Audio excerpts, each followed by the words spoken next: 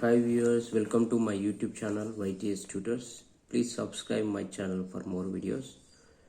ఈరోజు మనము 23/2021 current affairs తెలుసుకుందాం. దీనిలో ఈనాడు పేపర్లో ముందుగా వచ్చిన ఒక ఆర్టికల్ కోవిడ్తో కొత్త పేదరికం టీకా పంపిణీలో లోపించిన సమతుల్యత 130 దేశాలకు ఒక్క వ్యాక్సిన్ కూడా లేదు. ప్రముఖ ఆర్థికవేత్త ప్రొఫెసర్ జయతి ఘోష్ అసలు ఈమె ఏమని స్టేట్మెంట్ ఇస్తుందో ఒకసారి చూద్దాం. కోవిడ్తో తలెత్తిన ఆర్థిక సంక్షోభం దేశంలోని వివిధ వర్గాలు దేశాల మధ్య ప్రభావం చూపింది. కొన్ని దేశాలపై ఎక్కువ పడింది. వ్యక్తులు కుటుంబాల గురించి ప్రత్యేకంగా చెప్పాల్సిన అవసరం లేదు. దిగువ మధ్యతరగతి పేదల మీద చూపిన ప్రభావం అంచనాలకు అందడం లేదు. దాని నుంచి వాళ్ళు ఎప్పుడు బయటపడతారని అగమ్య గోచరం. ఇది మెయిన్గా ఇందులో ఇంపార్టెంట్ పాయింట్ ఏంటంటే ప్రముఖ ఆర్థికవేత్త ప్రొఫెసర్ జయతి ఘోష్ గుర్తుపెట్టుకోండి. ఇప్పుడు మన కరెంట్ అఫైర్స్లో ఏమైనా బుక్ రాసిన దానికి మనకు యూజ్ అవుతుంది. నెక్స్ట్, సకల సమస్యలకు మందు, సమగ్ర భూ సర్వేకు సర్కారు సన్నద్ధం, ప్రభుత్వ భూముల తర్వాతే పట్టా భూములు, భూభారతి భూదస్త్రాల ప్రక్షాళన కార్యక్రమాలలో ఎదురైన అనుభవాలను దృష్టిలో పెట్టుకుని ప్రభుత్వం సమగ్ర భూ సర్వేకు సిద్ధమవుతుంది. 2-3 నెలల్లోనే సర్వే ప్రక్రియను ప్రారంభించాలని యోచిస్తుంది. దీంతో భూ సమస్యలన్నిటికీ చర్మగీతం పాడాలనేది ప్రభుత్వ ఉద్దేశం. దీనికోసం బడ్జెట్లో 400 కోట్లు కేటాయించిన విషయం తెలిసిందే. ఇక్కడ ఏంటి, భూభారతి భూదస్త్రాల ప్రక్షాళన కార్యక్రమాలలో ఆల్రెడీ చేపట్టిన కార్యక్రమాల ఎదురైన సమస్యలను అధిగమించడానికి మళ్ళా సమగ్ర భూ సర్వే చేయాలని తెలంగాణ ప్రభుత్వం నిర్ణయించింది. Next,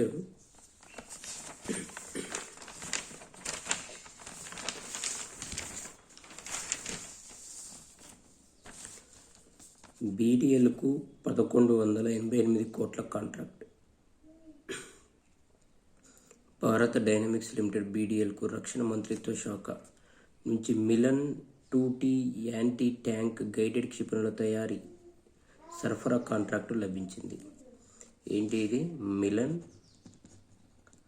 2T anti tank guided క్షిపణుల తయారీ సరఫరా కాంట్రాక్టు లభించింది. ఎంత? 1188 కోట్ల కాంట్రాక్ట్. ఈ కాంట్రాక్ట్ విలువ 1188.11 కోట్లు. BDL executive director marketing TN Kaul, రక్షణ మంత్రిత్వ శాఖ తరపున సంయుక్త కార్యదర్శి దీప్తి మోహిల్ చావ్లా ఈ ఒప్పందాలపై సంతకాలు చేశారు. ఈ క్షిపణులను నేల మీద నుంచి లేదా వాహనాలపై వెహికల్ లాంచర్స్ నుంచి ప్రయోగించవచ్చు. ఫ్రెంచి సంస్థ ఎంబీడీఏ మిసైల్ సిస్టమ్స్ నుంచి లైసెన్స్ ఒప్పందంతో బీడీఎల్ వీటిని తయారు చేస్తుంది. ఈ ఆర్డర్తో కలిపి బీడీఎల్ చేతిలో ఉన్న మొత్తం ఆర్డర్ల విలువ 9,000 కోట్లకు పెరిగింది. ఇది కరెంట్ అఫైర్స్ విషయంలో ఇంపార్టెంట్ ఏరియా. బీడీఎల్ సంస్థకి 1188 కోట్ల కాంట్రాక్ట్ వచ్చింది. దీనికోసం వచ్చింది Milan 2T anti tank guided క్షిపణుల తయారీ. Milan 2T anti tank guided క్షిపణుల తయారీ ఎవరెవరికి మధ్యన కుదిరింది? బీడీఎల్ సంస్థకు కేంద్ర రక్షణ మంత్రిత్వ శాఖకు మధ్యన జరిగింది. ఇక్కడ సంయుక్త కార్యదర్శి Deepti Mohil Chawla, executive director TN Kaul.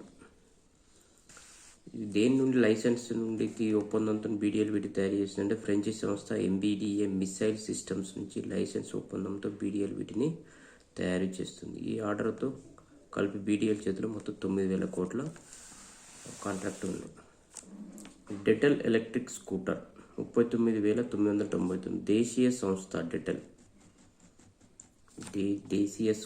డెటల్ విద్యుత్ ద్విచక్ర వాహనం EG+ను ఆవిష్కరించింది. దీని ధర 39,999. ఈ మోడల్కు సంబంధించి బుకింగ్లు స్వీకరిస్తున్నట్టు కంపెనీ తెలిపింది.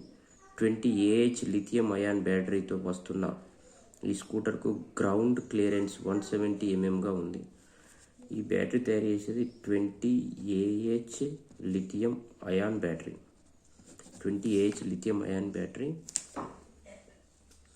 గ్రౌండ్ 170 ఎంఎంగా ఉంది. తేలికపాటి బరువుండే ఈ వాహనాన్ని 4 నుండి 5 గంటల పాటు ఛార్జింగ్ పెడితే 60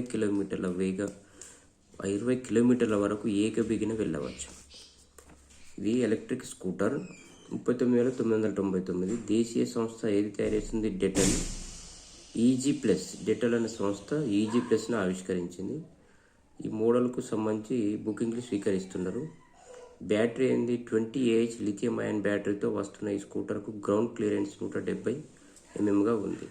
2017లో ఏర్పాటైన ఈ కంపెనీ ఎలక్ట్రానిక్ వస్తువులు, వినియోగ గ్యాడ్జెట్స్ తయారు చేసేది. గతేడాది జనవరిలో విద్యుత్ వాహన పరిశ్రమలోకి అడుగు పెట్టింది.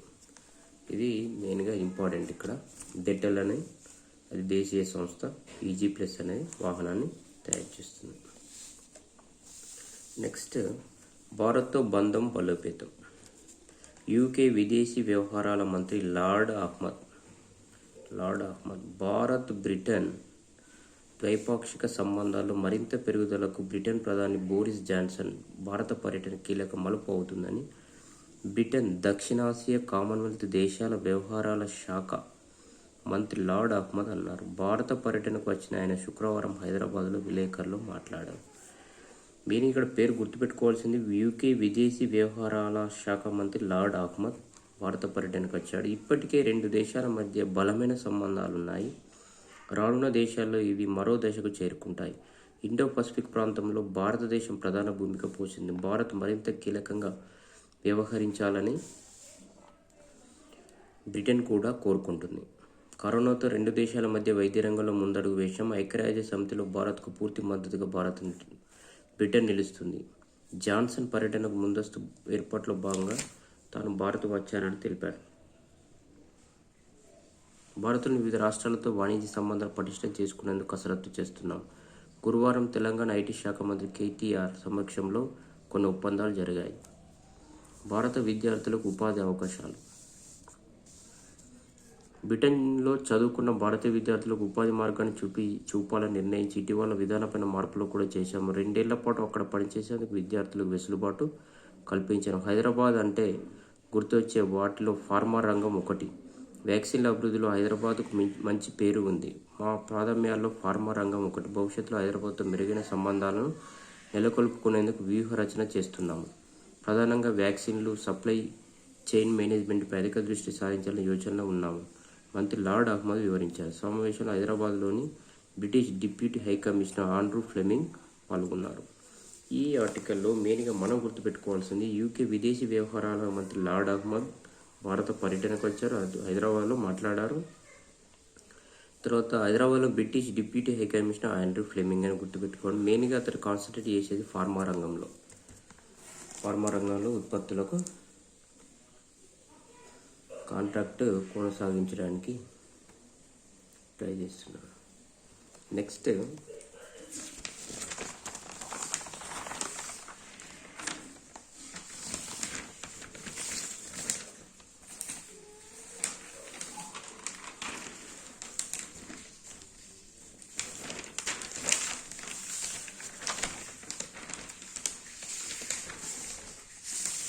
ఒకటి విహంగ వీక్షణమని మనకు చూడండి. ప్రభుత్వ స్వాప్నికులకు ఊరట. 2 కీలక బిల్లులను ఆమోదించిన అమెరికాలో ఉంటూ ఆ దేశ పౌరసత్వం కోసం నిరీక్షిస్తున్న లక్షల మందికి ఊరట. ఎలాంటి ధ్రువపత్రాలు లేకుండా ఏళ్ల తరబడి దేశంలో ఉంటున్న వారికి, వ్యవసాయ రంగంలోని వలస కూలీలకు, H1B తదితర వీసాలతో చట్టబద్ధంగా వలస వచ్చిన వారి పిల్లలకు పౌరసత్వం కల్పించే దిశగా 2 కీలక బిల్లులను ప్రతినిధుల సభ ఆమోదించింది. వీటిలో ఒకటి the American dream and promise act of 2021గా కాగా, మరొకటి the Farm Workforce Modernization Act. ఈ బిల్లులు ఆమోదం పొందడాన్ని స్వాగతించిన అధ్యక్షుడు జో బైడెన్ దేశ వలస వ్యవస్థ సంస్కరణలో దీని తొలి అడుగుగా అభివర్ణించారు. యాక్చువల్లీ బాగా ఇంపార్టెంట్. ఇక్కడ ఏంటి మెయిన్గా ఉద్దేశం ఏంటి? ఎలాంటి ధ్రువపత్రాలు లేకుండా ఏళ్ల తరబడి దేశంలో ఉంటున్న వారికి, వ్యవసాయ రంగంలోని వలస కూలీలకు కూడా H1B వీసా ఇస్తున్నారు. H1B వీసాలో చట్టబద్ధంగా వలస వచ్చిన వారి పిల్లలకు పౌరసత్వం కల్పించే దిశగా H1B వీసాలతో మన కూలీలతో వచ్చి H1B వీసా తదితర వీసాలతో చట్టబద్ధంగా వలస వచ్చిన వారి పిల్లలకు ఎవరికి పౌరసత్వం ఇస్తారు? ఇక్కడ పిల్లలకు పౌరసత్వం కల్పించే దిశగా 2 కీలక బిల్లులు. ఒకటి the American dream and promise act of 2021, the farm workforce modernisation act బిల్లులు ఆమోదం పొందినాయి. 2 బిల్లులు. నెక్స్ట్, టాంజానియా అధ్యక్ష స్థానంలో తొలి మహిళ. టాంజానియా దేశ చరిత్రలో మొదటిసారిగా ఒక మహిళ అధ్యక్ష పదవిని చేపట్టారు. ఆ దేశ అతిపెద్ద నగరం డార్ ఎస్ సలాం. బాగా గుర్తుపెట్టుకోండి, డార్ ఎస్ సలాం శుక్రవారం పదవి బాధ్యతలు స్వీకరించడం ద్వారా సమియా సులుహు హాసన్ ఈ ఘనత పొందారు. ఆ దేశ అతిపెద్ద నగరం డార్ ఎస్ సలాంలో శుక్రవారం పదవి బాధ్యతలు స్వీకరించడం. ఈ అధ్యక్ష స్థానంలో మొదటి మహిళ పేరు ఏంటంటే సమియా సులుహు హాసన్.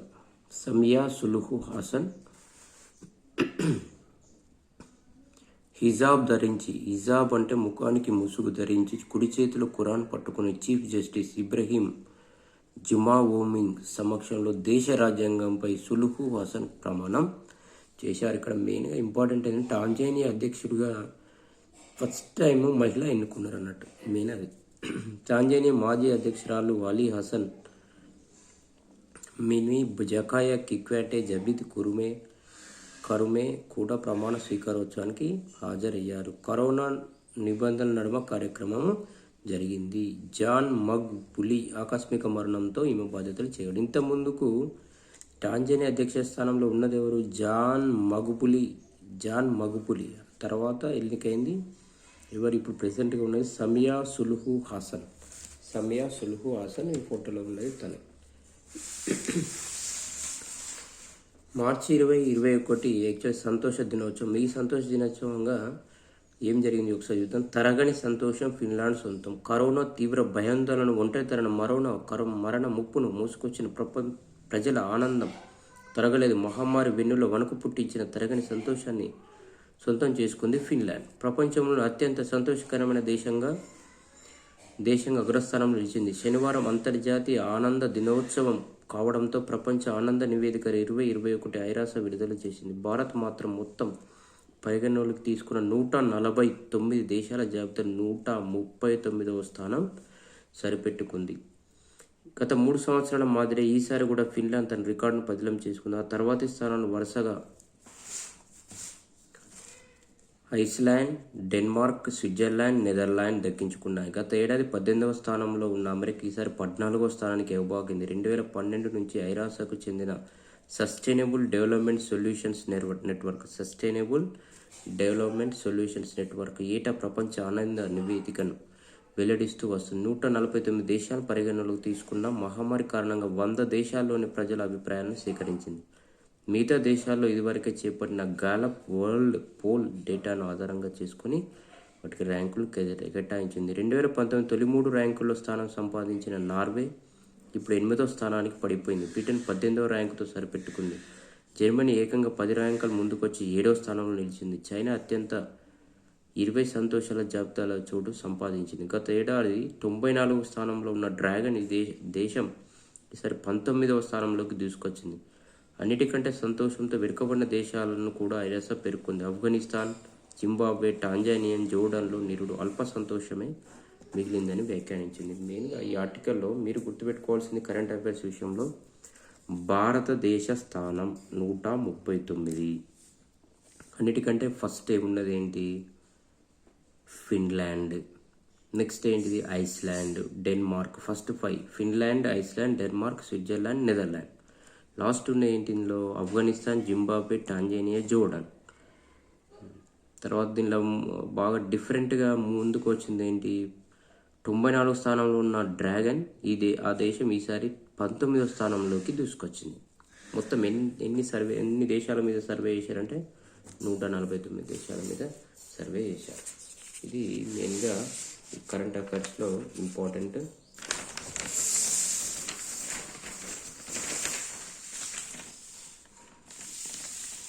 ఇక్కడ ఒకటి పూచీకత్తు రుణాలు అత్యధిక మొత్తం కాళేశ్వర అనేది, తర్వాత మిషన్ భగీరథది. ఇది మన తెలంగాణకు సంబంధించి. రాష్ట్ర ప్రభుత్వానికి పూచీకత్తు రుణాల భారం పెరుగుతోంది.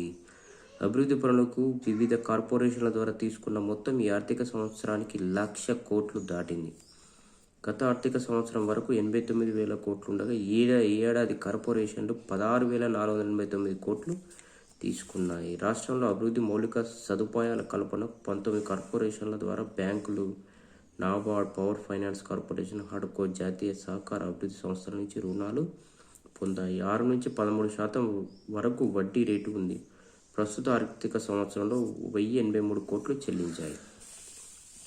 ఈ విధంగా వివిధ కార్పొరేషన్లలో రుణ బకాయిలు ఎలా ఉంది ఒకసారి చూద్దాం. కాళేశ్వరం కార్పొరేషన్ 36,000, మిషన్ భగీరథ 25,000 కోట్లు, జల వనరుల కార్పొరేషన్ 11,000 కోట్లు, హౌసింగ్ కార్పొరేషన్ 7,990 కోట్లు, తెలంగాణ డిస్కంలు 6,300 కోట్లు, రోడ్ల అభివృద్ధి కార్పొరేషన్ 3,761 కోట్లు, హైదరాబాద్ జలమండలి 3,472 కోట్లు, విద్యుత్ ఆర్థిక సహకార సంస్థ 2,922 కోట్లు, గొర్రెలు మేకల అభివృద్ధి సంస్థ 2,292, TSIIC 619, ఆర్టీసీ 1,277 కోట్లు, TUFIDC 778 కోట్లు.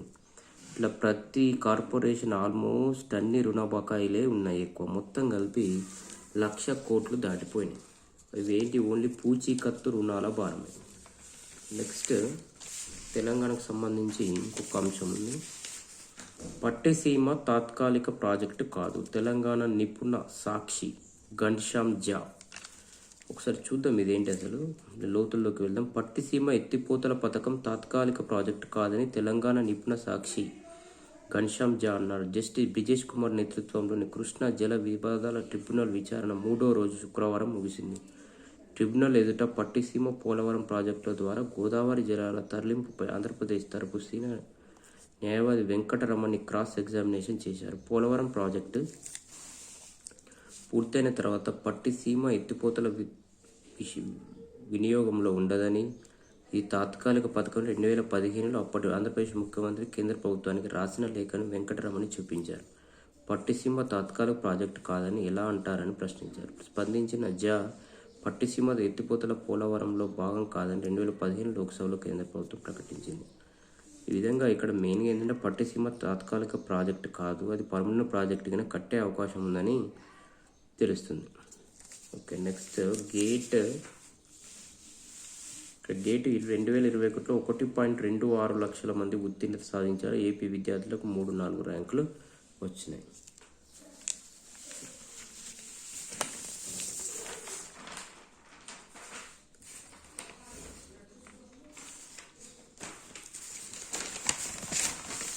మన తెలంగాణ విషయానికి వస్తే కలెక్టర్లకు రిజిస్ట్రేషన్ల రద్దు రుసుము చెల్లింపు అధికారం. ధరణి పోర్టల్లో రిజిస్ట్రేషన్ దరఖాస్తు చేసుకుని దాన్ని రద్దు చేసుకున్న పక్షంలో భూ యజమానికి తిరిగి ఇవ్వాల్సిన రుసుము చెల్లింపు అధికారాన్ని జిల్లా కలెక్టర్లకు కల్పిస్తూ ప్రభుత్వం ఉత్తర్వులను జారీ చేసింది. మీ సేవ ద్వారా చలానా చెల్లించి స్లాట్ పొందిన తర్వాత భూ యజమానులు ఏదైనా కారణంతో ఆ ప్రక్రియను రద్దు చేసుకుంటే ఇన్నాళ్ళుగా ఆ ఛార్జీలు వెనక్కు రావడం లేదు. నవంబర్ 2వ తేదీ నుంచి ఇలాంటి రద్దు ప్రక్రియలకు సంబంధించిన చెల్లింపులు నిలిచిపోయాయి. ఇటీవల ప్రభుత్వం సేవలు రద్దు చేసుకోవడానికి ఐచ్ఛికాన్ని కల్పించింది. చలానా, స్టాంపు డ్యూటీ, రిజిస్ట్రేషన్ ఫీజు, ఇతర రుసుములకు చెల్లించిన యజమాని రద్దుకు సంబంధించిన దరఖాస్తు సమర్పించాక 6 నెలల్లోగా జిల్లా కలెక్టర్ తిరిగి చెల్లింపులు రిఫండ్ చేయాలని ప్రభుత్వ ప్రధాన కార్యదర్శి సోమేశ్వర్ కుమార్ ఉత్తర్వుల్లో పేర్కొన్నారు. ఇది కొంచెం ధరణి లేపటాలు ఆల్రెడీ రిజిస్ట్రేషన్ కోసం చేసుకొని మళ్ళీ బ్యాక్ అయ్యే వాళ్ళకి యూస్ఫుల్. నెక్స్ట్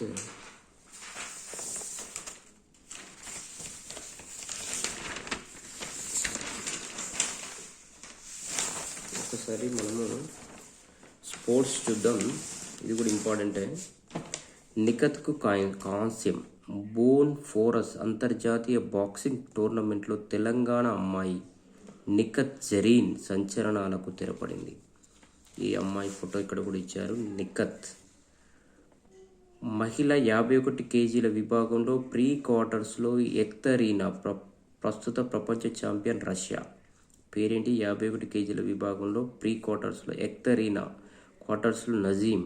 2 సార్లు ప్రపంచ ఛాంపియన్ కజకిస్తాన్ ఓడించి ప్రకంపనలు నేపిన నిఖత్ సెమీఫైనల్లో ఓడిపోయింది. శుక్రవారం అవుట్లో జెరీన్ 0-5తో స్థానిక అమ్మాయి బసెంజ్ చేతిలో పరాజయం చవిచూసింది. సెమీస్లో ఓడిన ఆమె కాంస్యం లభించింది. ఇక్కడ మెయిన్గా మనం గుర్తుపెట్టుకోవాల్సింది నిఖత్, తెలంగాణకు చెందిన అమ్మాయి నిఖత్ జరీన్. ఎక్కడ జరిగింది? అంతర్జాతీయ బాక్సింగ్ టోర్నమెంట్లో ఈమెకు వచ్చిన పథకం ఏంటిది? కాంస్యం. ఈమె ముందుగా ఎవరెవరిని ఓడించిందని ప్రస్తుత ప్రపంచ ఛాంపియన్ రష్యా అయిన ఎక్తరీనాను, క్వార్టర్స్లో నజీమ్ను కూడా ఓడించి ప్రకంపనలు లేపింది. బట్ ఫైనల్గా బసెంజ్ చేతిలో పరాజయం పొంది ఈమెకు కాంస్యం పథకం వచ్చింది. నెక్స్ట్ సెమీస్లో సింధు. ఆల్ ఇంగ్లాండ్ బ్యాడ్మింటన్ టోర్నమెంట్లో తెలుగు తేజం పివి సింధు సెమీఫైనల్కు దూసుకెళ్ళింది. ఆల్ ఇంగ్లాండ్ బ్యాడ్మింటన్ టోర్నమెంట్లో పివి సింధు సెమీఫైనల్కు వెళ్ళింది. నెక్స్ట్ టోక్యోకు Kamalpreet. Bharat discus throw athlete Kamalpreet Kaur Tokyo ఒలింపిక్స్కు అర్హత సాధించింది. డిస్కస్ త్రో ప్లేయర్ ఎవరు? కమల్ ప్రీత్ కౌర్.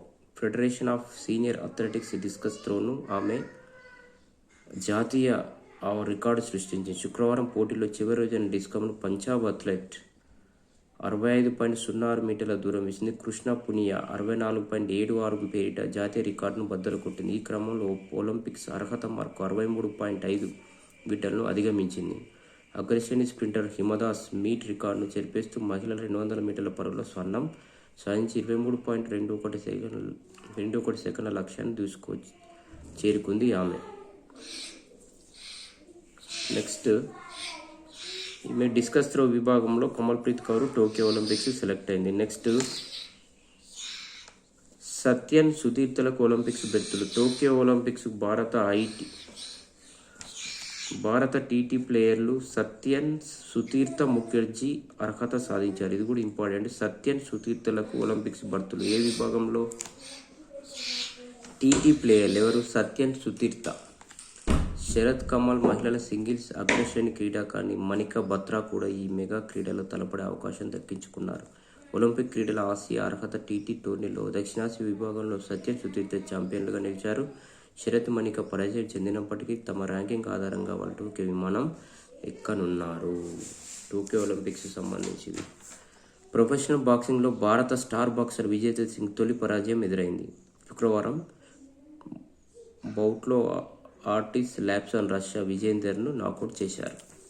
ఈ విధంగా మనకు క్రీడలకు సంబంధించి ఇంపార్టెంట్ అంశాలు కంప్లీట్ అయినవి.